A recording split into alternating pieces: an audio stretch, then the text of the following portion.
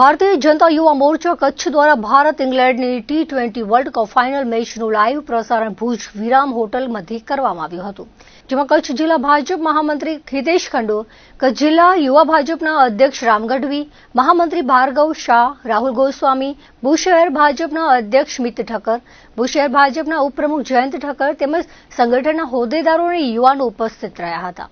ભારતની જીત બાદ જ્યુબિલી સર્કલ ખાતે વિજયોત્સવ મનાવવામાં આવ્યો હતો. સમગ્ર ગુજરાતમાં અને કચ્છમાં પણ ભુજ અને અંજારમાં જ્યારે સમગ્ર દેશમાં જે T20 વર્લ્ડ કપનો માહોલ એક રોમાંચ ચાલી રહ્યું છે, તો સૌ બધા યુવાનો સાથે મળી અને સાથે મેચ નિહાળીએ એના માટે આજે ભારત અને ન્યુઝીલેન્ડની જે ફાઇનલની ક્રિકેટ ટુર્નામેન્ટ છે એના માટે લાઈવ સ્ક્રીનિંગનો વિરામ હોટલ ભુજ મધ્યે આયોજન કરવામાં આવ્યું છે, જેમાં યુવા મોરચાના અને ભુજની જે કાંઈ યુવા જનતા છે જે મિત્રો મેચ જોવા માટે ઉત્સુક છે, તો એમને બધા સાથે મળીને અહીં એક સારો રોમાંચક દેશભક્તિના માહોલમાં મેચનું આયોજન કરવામાં આવ્યું. સૌ સાથે મળી અને મેચ નિહાળી રહ્યા છીએ અને અમને આશા છે કે જલ્દીથી ભારત જીતશે અને એનો